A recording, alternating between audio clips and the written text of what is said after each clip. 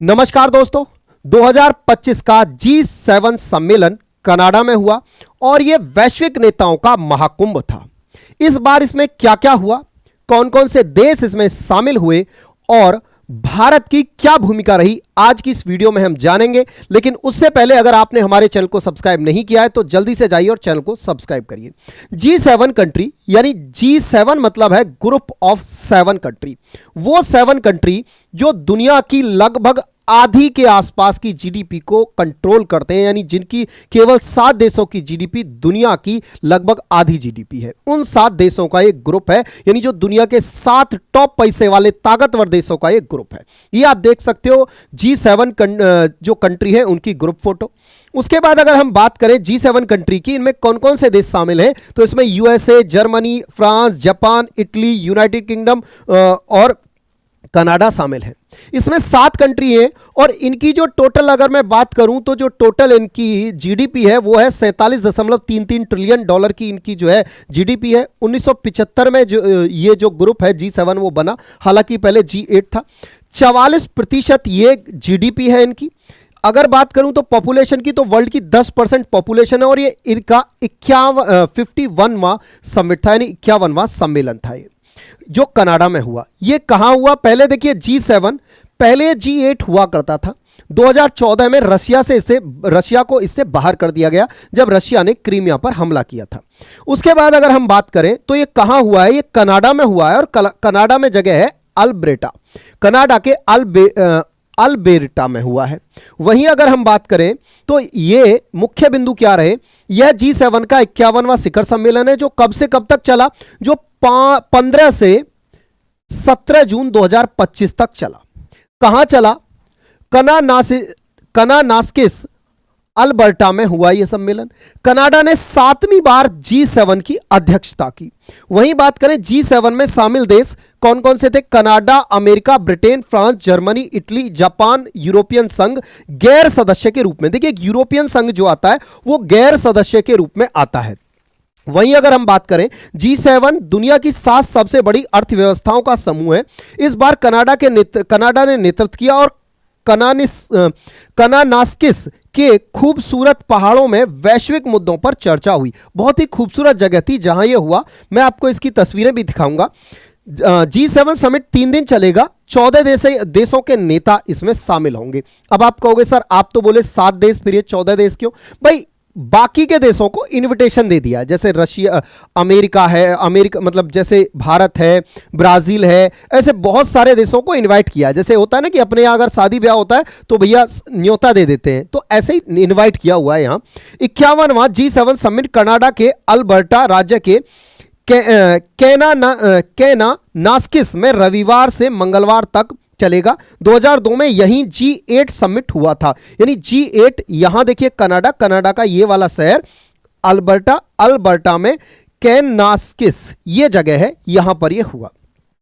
यहीं पर अगर हम बात करें तो इसमें जो पहली बात रखी गई, जो बातें इसमें रखी गई वो कौन कौन सी बातें रखी गई, तो वो बात रखी गई पहली कनाडा की प्राथमिकताएं क्या थी। तो सबसे पहली प्राथमिकता कनाडा ने ये रखी कि भाई मजबूत अर्थव्यवस्था बनाना, सबसे पहले कि हम अर्थव्यवस्था को मजबूत करेंगे। वैश्विक आर्थिक स्थिरता और डिजिटल परिवर्तन, यहां आप देख सकते हो ये बात हुई यहां पे।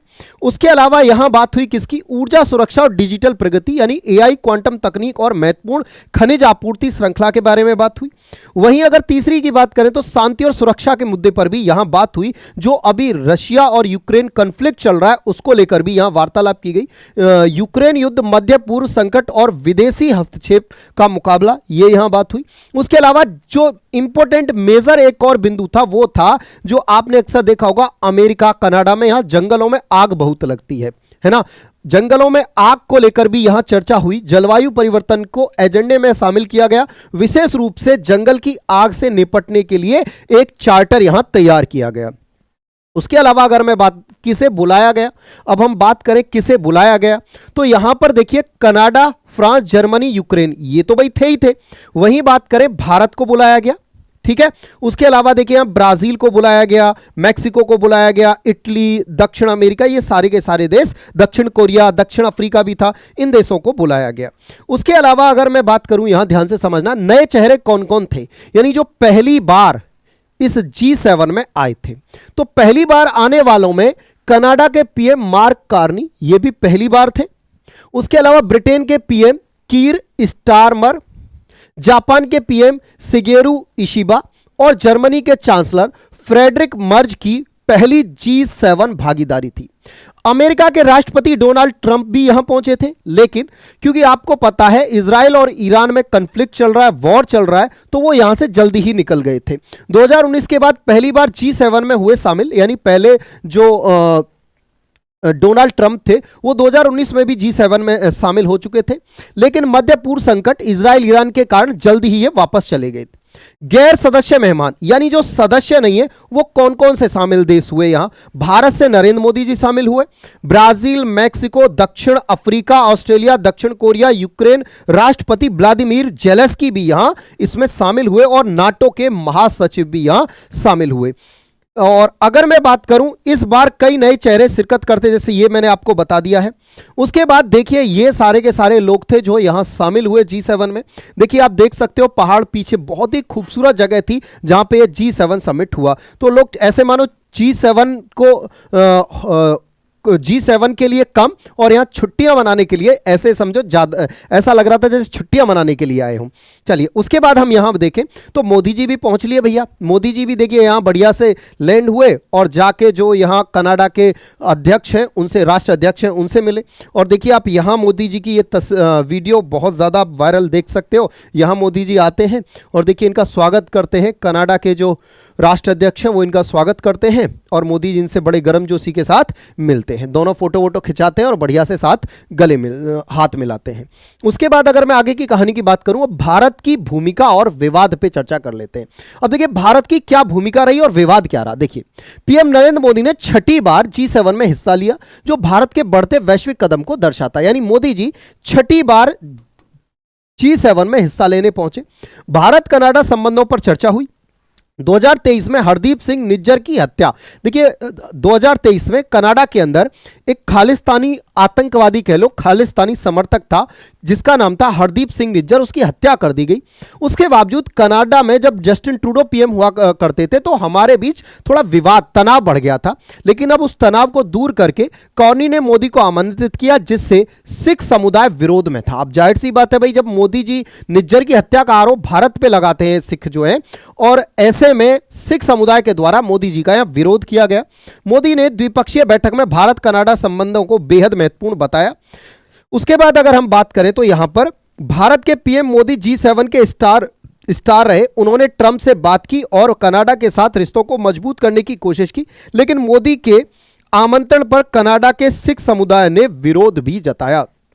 तो विरोध लाजमी था, आप यहां देख सकते हो मोदी का विरोध। यहां देखिए खालिस्तानी समर्थक गाड़ियां ले लेके, लंबी लाइन से लगी हुई गाड़ियां, और यहां देखिए इस तरह से मोदी जी का भरपूर इन्होंने विरोध किया। उसके बाद अगर हम आगे की कहानी की बात करें, जेलेंस्की भी यहां पहुंचते हैं। जेलेंस्की पहुंचते हैं और वार्तालाप करते हैं कि भैया मेरा भी कुछ सेटल करा दो, मैं 3-4 साल हो गए मुझे युद्ध में रहते रहते, भाई कुछ सेटल करा दो। आप दुनिया के 7 सबसे बड़े देश हो, सबसे ज्यादा इकोनॉमी रखते हो, हमारा भी कुछ करवा दो। तो ऐसे में बात कुछ नहीं हुई, क्योंकि पहले दिन देखिए यहाँ ट्रंप बैठे हुए आपको नजर आ रहे हैं, उसके बाद पहले ही दिन ट्रंप चले गए जल्दी, उसके बाद फिर यहां जेलेंस्की बैठे हुए नजर आ रहे हैं आपको। यूक्रेन पर चर्चा तो हुई, यूक्रेन के राष्ट्रपति जेलेंस्की ने G7 में हिस्सा लिया, लेकिन यूक्रेन पर संयुक्त बयान नहीं बना सका। मतलब यहां यूक्रेन पर चर्चा तो हुई, लेकिन सबके बयान एक जैसे नहीं हो पाए। ट्रंप ने कह दिया कि भाई जो जेलेंस्की है ना वो मान ही नहीं रहा यार मेरी बात, तो मैं कहां से मध्यस्थता कराऊं। अमेरिका ने यूक्रेन पर कमजोर भाषा का समर्थन किया, जिससे अन्य देश सहमत नहीं हुए।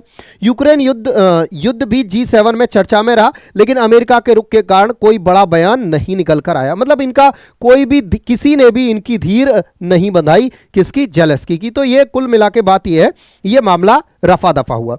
इतने में यहां एक बहुत मजेदार प्रसंग हुआ है। क्या हुआ है वो समझिए। मध्य पूर्व संकट और ट्रंप का प्रस्ताव, इजराइल ईरान संघर्ष ने G7 चर्चाओं पर असर डाला।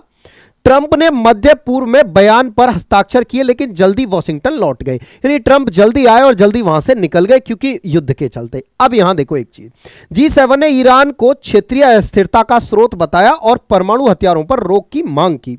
वहीं ट्रंप ने फ्रांस के राष्ट्रपति इमैनुअल मैक्रों से टकराव किया जब मैक्रोन ने ट्रंप के सीज फायर दावे को गलत बताया।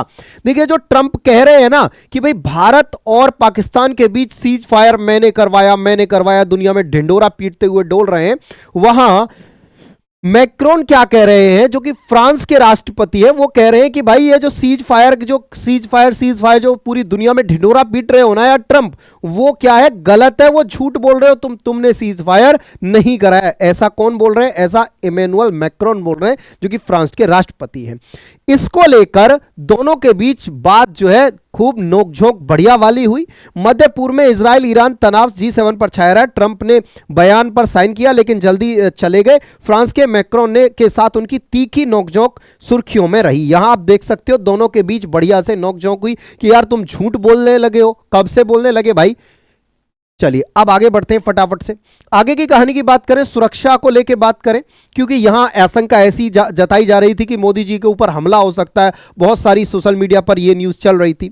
तो ऐसे में 100 से अधिक सिखों ने कैलगरी में मोदी के खिलाफ प्रदर्शन किया, निज्जर की हत्या का मुद्दा उठाया। 500 प्लस पत्रकारों ने समिट कवर किया। सुरक्षा के लिए 10 से 18 जून तक कनानास्किस में सड़कें बंद रही। यहां आप देख सकते हो जहां ये G7 हुआ वहां की सड़कें बंद रही आम लोगों के लिए। समिट के बाहर कैलिग्रे में सिख समुदाय ने प्रदर्शन किया। सुरक्षा इतनी सख्त थी कि कनानास्किस में कई दिन तक रास्ते बंद रहे। ये सारी चीजें यहां हुई। उसके अलावा अगर मैं बात करूं तो देखिए ये होता है दोहरा रवैया। G7 ने किया इजराइल का समर्थन, इजराइल को आत्मरक्षा का अधिकार।